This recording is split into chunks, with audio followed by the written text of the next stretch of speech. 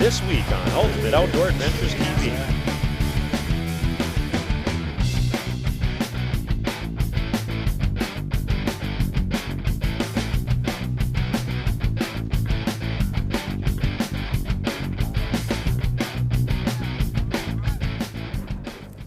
Hi, and welcome to Ultimate Outdoor Adventures TV. On this week's show, we're really switching things up. We're not chasing anything with our rifles or our bows, but we're headed up to Lake Audubon for the North Dakota opener of the waterfowl season. So stay tuned for a lot of action coming your way.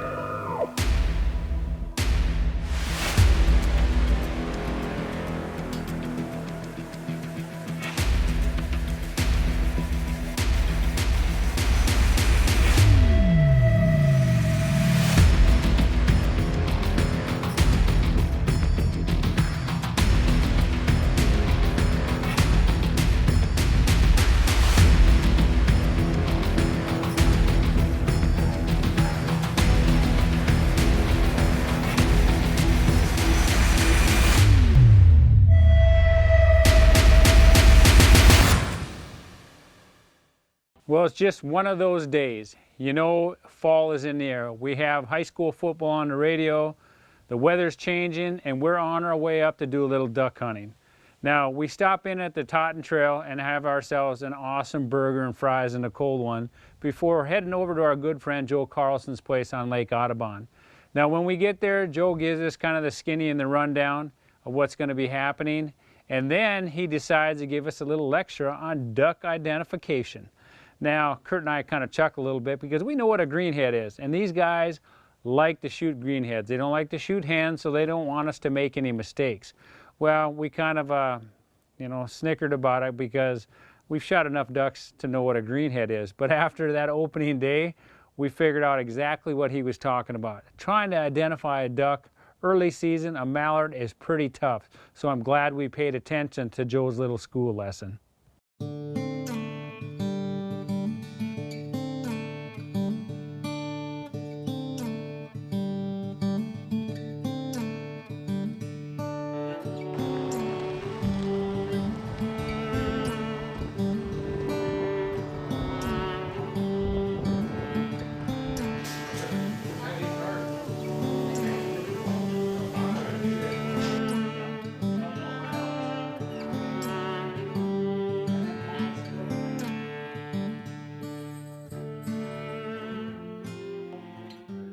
Tomorrow is the opening day of waterfowl season in North Dakota, and we'd love to have our mallards looking like this, but they don't.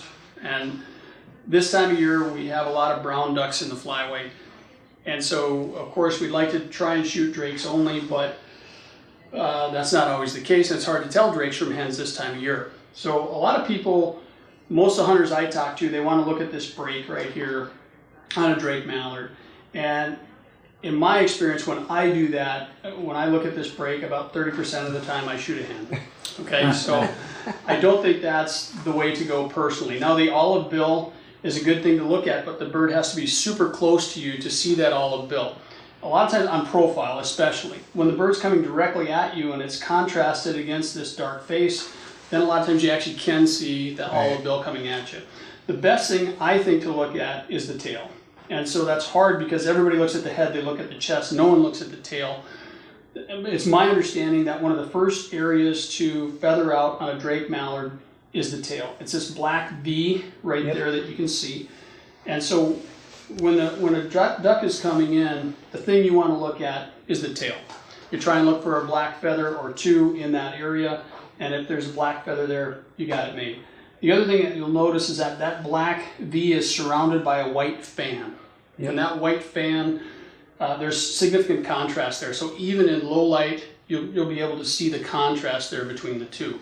With a hen, you're going to wind up seeing not much contrast there at all. They have a brown butt and they have a brown fan. Gotcha. Shootings every night. Yeah.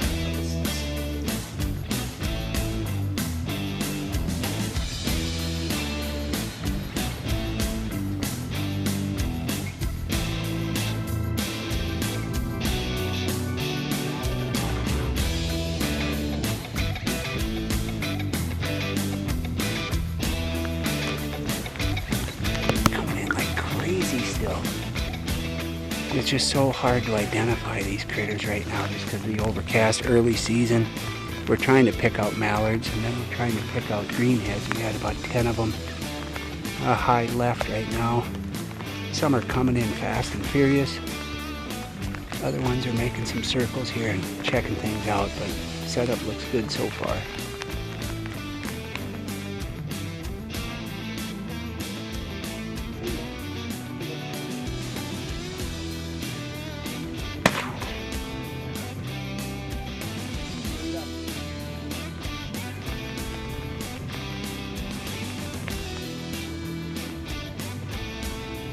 Far left one, closest to the middle. There you go, close to the middle. Yep, that one on the top. Behind.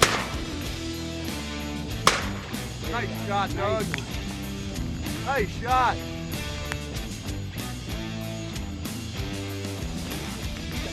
That second one. Right front. Yep. Nice shot. Yeah. They're coming in furious right now. Another one on the deck. Furious right now.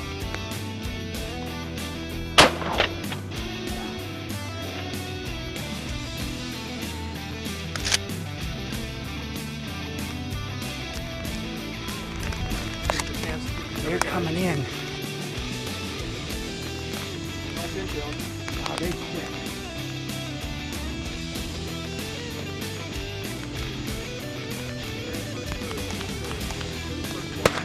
Good shot. Excellent. Woo.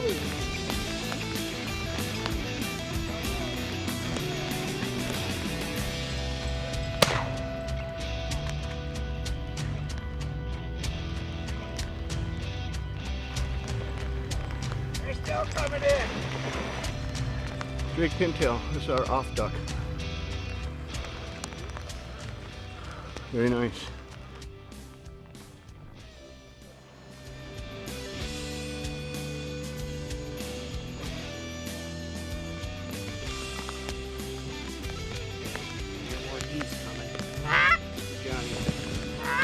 Sucker up.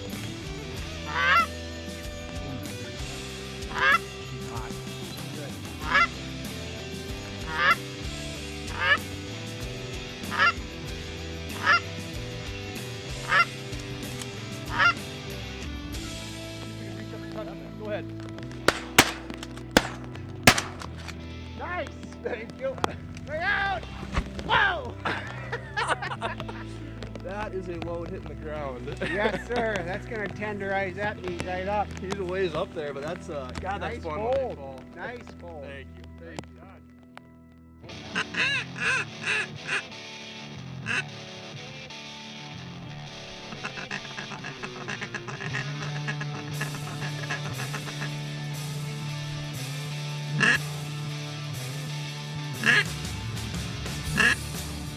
Right in front of us on the deck. On the deck. Shoot that one, sir.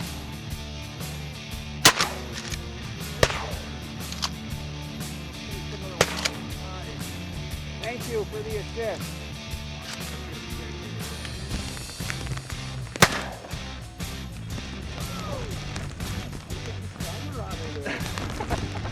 That was a nice shot, man. Full Danny. Good girl, puppy. Drop. Good girl. Another bull pin. It was pretty mature, starting to get a little sprig on it. Some bluebird. Ducks are sitting in the decoy. That's a good sign.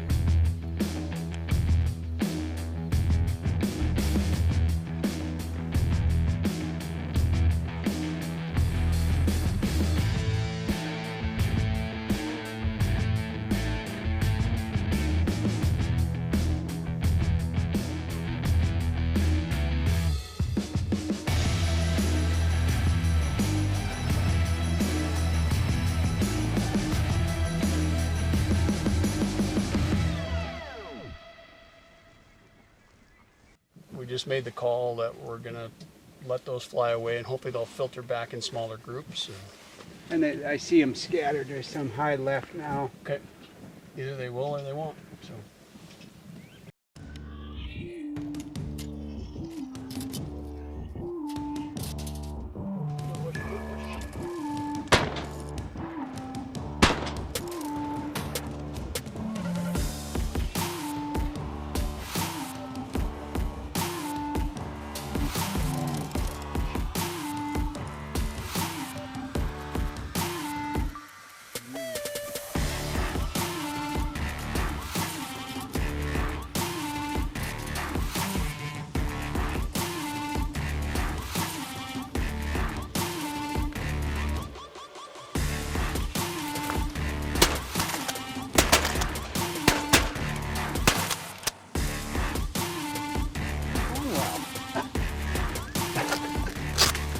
Not sure why.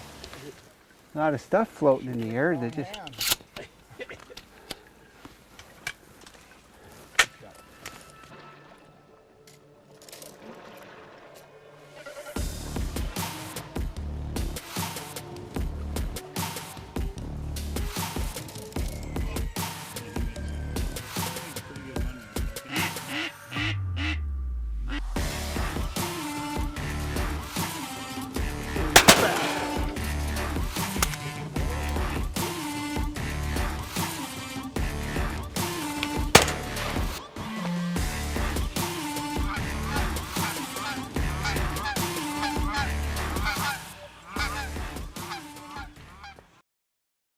So now we've got all this tasty waterfowl. Tasty? Well, I'm not sure about that. I grew up eating a lot of ducks and geese, and it wasn't always the best tasting. But I'll tell you what, Kurt has figured out a recipe. He cooks them on the Traeger, he does a little marinade, a little injecting, and it is absolutely amazing. So on this next segment, Kurt's gonna walk us through his recipe.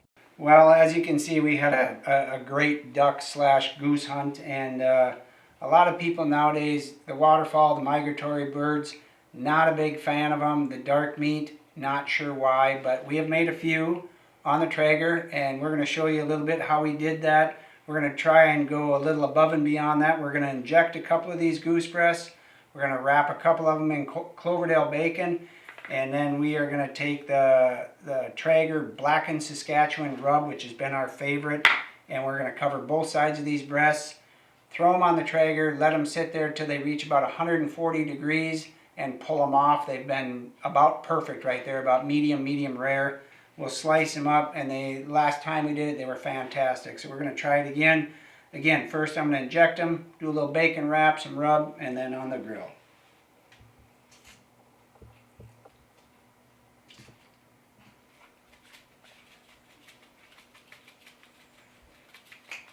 A little Cloverdale bacon.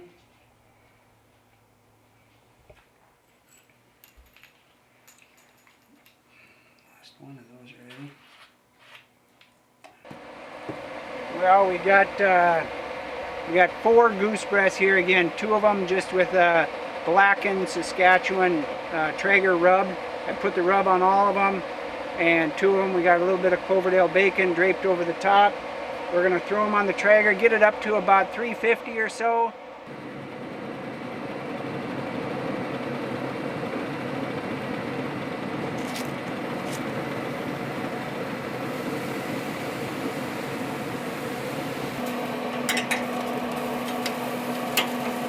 We hit our cooking temperature.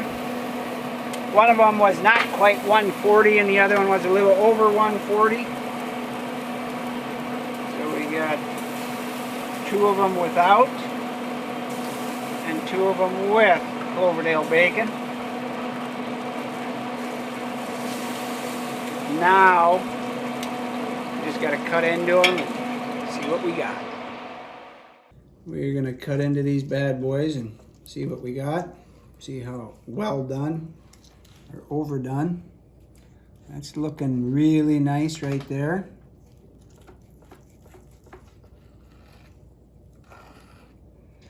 Now there, oh, that looks beautiful there. Well, I'm not sure if you obviously can't taste it, but you can see it here again. We cooked these bad boys up to about 140 on the Traeger.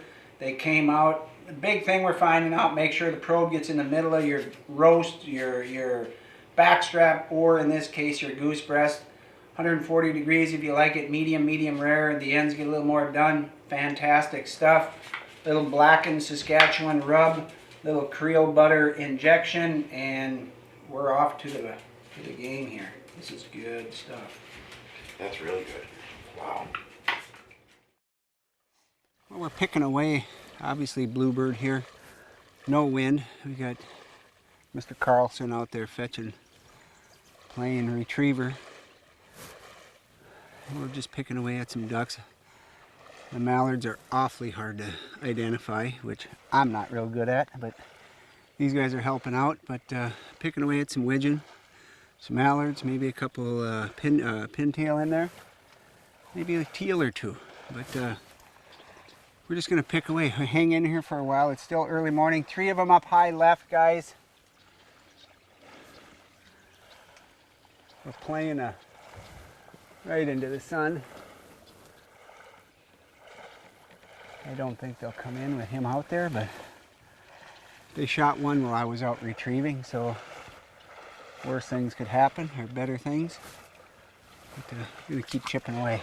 Geese to our Geese left. to our left, Joe. They're low on the deck. Might come behind us.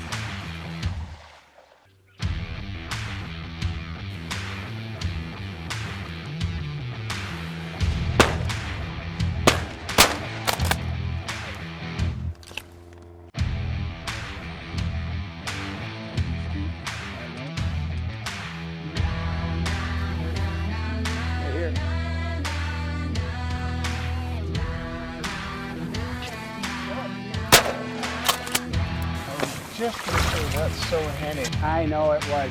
Hey, all you needed was the word.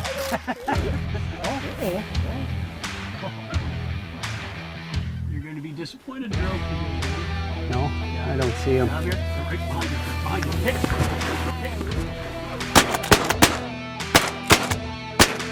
There we go. That's just what I'm talking about. Woo! Nicely done. Yay! Woo-hoo!